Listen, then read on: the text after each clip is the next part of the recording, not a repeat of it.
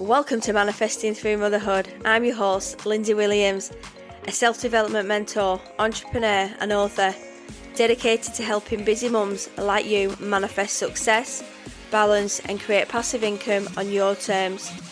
With years of experience in mindset, manifestation, fitness, parenting and business growth, I share simple yet powerful strategies to help you transform your life without the overwhelm. If you're ready to up-level your mindset, build a thriving business and create the life you truly deserve, you're in the right place. You can also find all my books on Amazon, packed with tools to help you manifest and grow. So don't forget to follow the podcast to be updated on all new episodes. And let's get going.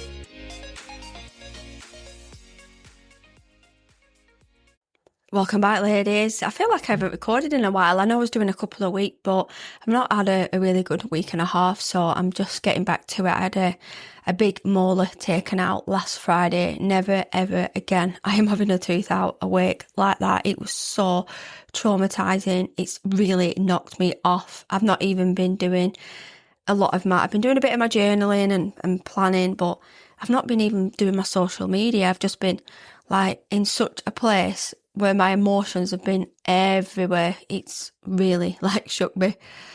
And yeah, I don't know if you've ever had a tooth out, and like I just thought it would just come out really easy, but no, it did the 2 injections. I thought, right, here we go. I thought he was just going to do it and because it was broken, the tooth, so I thought he's going to be able to easy get it out.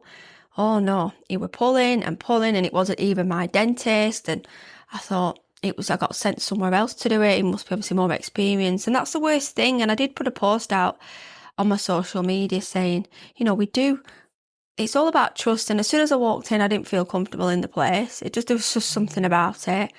And I didn't know the people. So they don't know you and how you feel. And, if you're worried about anything, like they don't know your past history. And like if you've got any mental health issues or other conditions, I think it kind of dawned on me.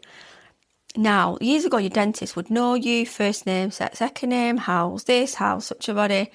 There's none of that now. You are a number, and it can be really disheartening sometimes because you go in and like you're in, you're out, and yeah, and it was nice enough, the guy, and the two were like helpers, but it wasn't a nice experience at all. And it's something so, I'd say it's probably small, but like really knocked me. And like my husband came with me and he was like, just remember you've had a C-section, like you've been through worse. And I'm like, he said, when he had his heart, they just popped it out and it clonked out. And I was like, maybe because it's like a really big tooth, because it goes right up. So I'm still quite a little bit tender now in my top of my mouth. So it's just about healing and just looking after myself. So I'm resetting myself today. I've just been scatty, I've been all over. I think sometimes we can put too much pressure. I felt a bit stuck, a bit flat, like my energy's just not there. But I'm like, what's going on? But I feel like it's okay to be unmotivated. I've also had period pains, so I'll be like, why has this happened? So I've just been trying to rest and like put my feet up. I felt like it had triggered my fibromyalgia, so I've had like feelings like down my legs, like pulsing feelings. I'm like, oh no, I can't cope with this. Like I just want to get back to me, my energy, my best self, because it's definitely slipped. Because a lot of people have said you've been really quiet, like what's going on, and like I've not really been posting as much. But I feel like my other friend messaged me, she went, I've not posted online for 2 weeks. And there is a bit of pressure, isn't there, when you've got a business, when you're posting, and when you've got a podcast as well. You're trying to keep the momentum up, and we just try and keep going. But I've also been in the salon as well, so I just took a few days off. So there's nothing you can do. You've just got to let your mouth heal. But your body can just be in freeze mode.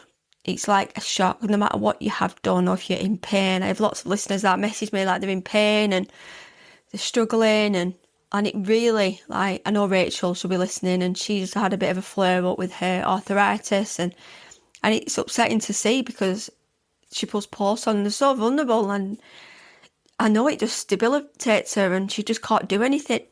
You literally can't if you struggle with pain. You have to just let your body heal. Sometimes something can set off the pain, But it's all about like self-care this month now. Is like thinking about things. I've not been able to go to the gym because I've not been quite exercise. I caught below my nose for 2 weeks, they said. If I sneeze, I've just got to let it out. And I'm like, oh. So I'm dying to like blow my nose because I had a bit of a cold the week before. So everything's been like bunged up, but hopefully now. So yes, anyway, I'm not here to be negative, but I just want people to know that you can have a minute where you're feeling a bit blah, because we do hear a lot about fight or flight, anxiety, overthinking, rushing around to do everything. But there's actually a third state, and it's called freeze. And this is where your body basically says, this is too much. I'm shutting down things for a bit.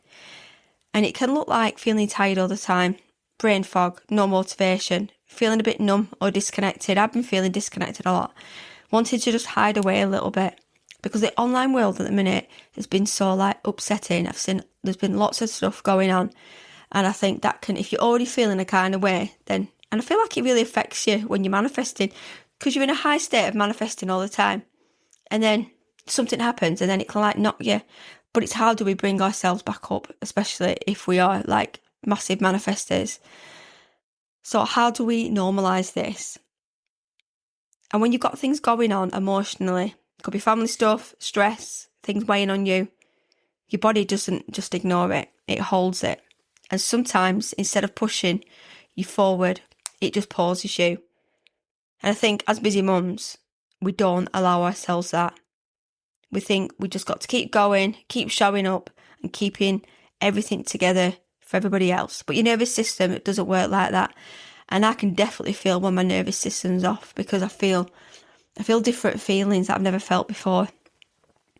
So let's look at the shift. So instead of saying, why am I like this? I've started saying, my body's protecting me right now. And that shift alone takes away so much pressure, because we're not broken. We're just overwhelmed sometimes.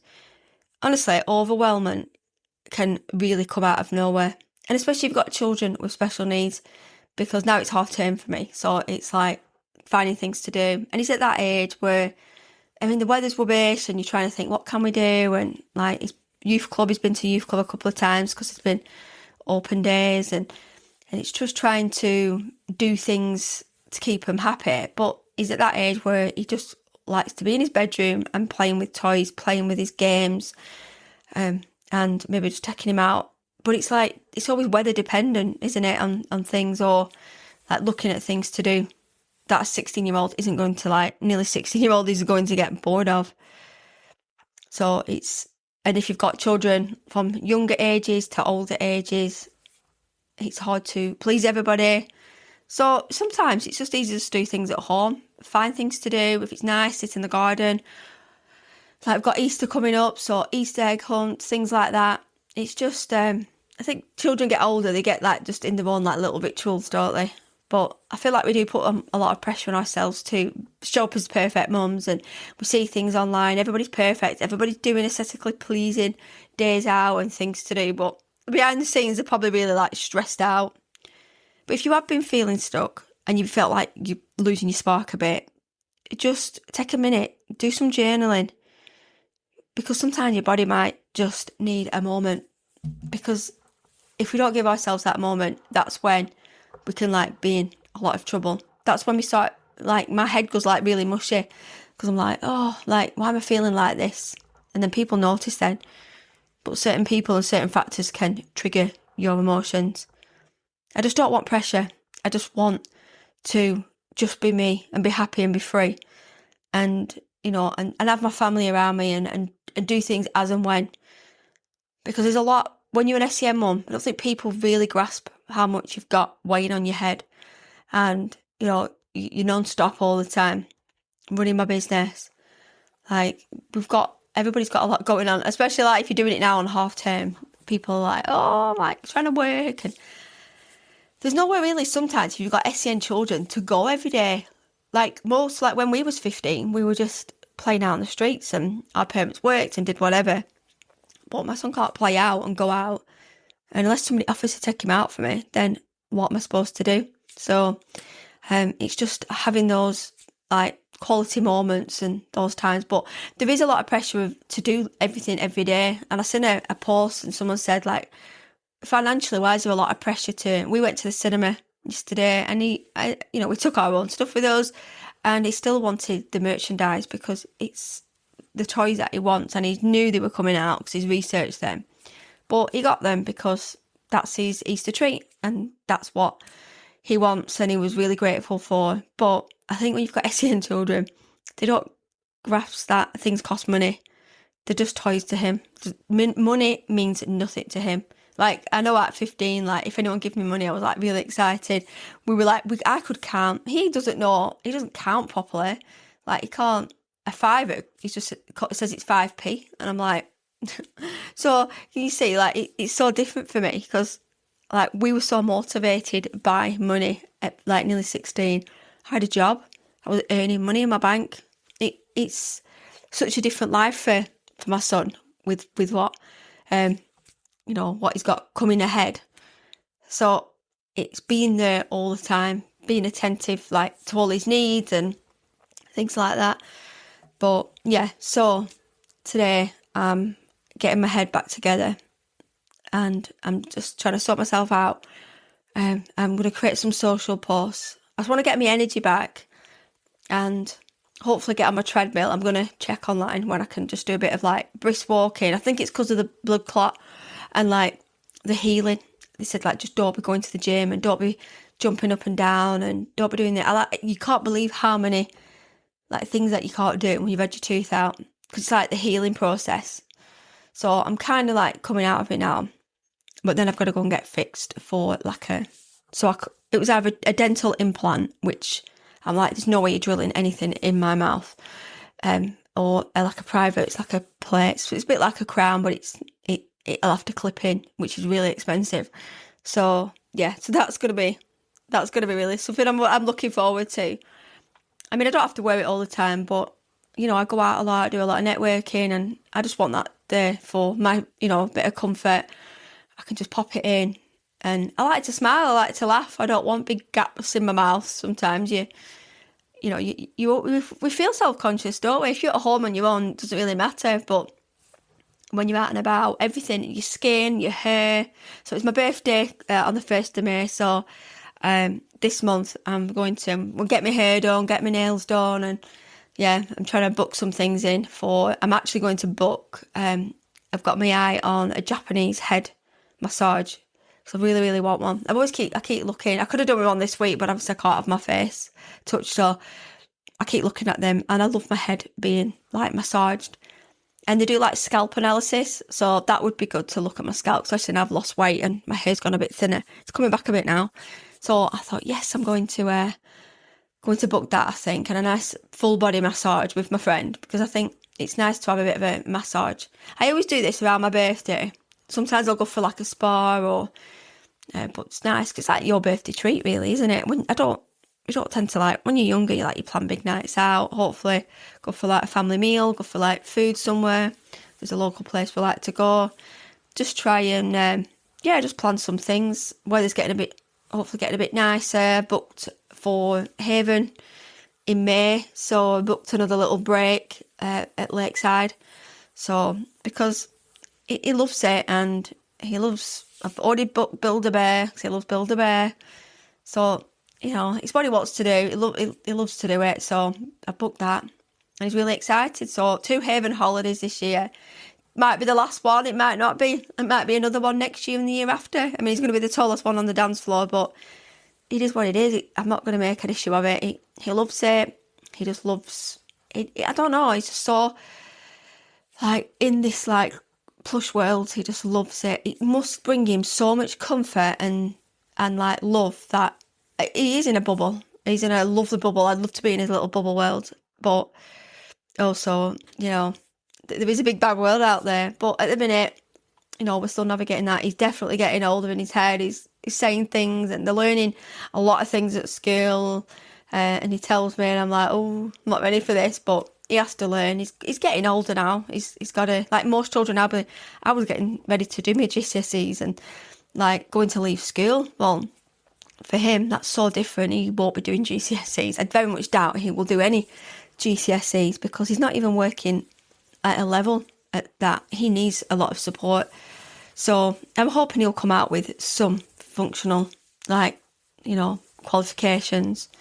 And the great thing is his school will hopefully get him some work and some support. So he's always going to need that level of support, a one-to-one for him. I'm not going to think too much in the future, I think. Just as long as we're there as a family for him, to support him. I think that's the main thing, and make sure that I'm looking after my well-being, because I'm still coming to terms with him having his diagnosis and what that means. And you've actually, the lady that wrote the article, Tegan's coming next week, so she's doing a little documentary on him for a dissertation. So she actually had last week an interview with the founder, Professor Banker, who founded Harrison's MSL2. So she interviewed him, so she's going to come and speak to me about that.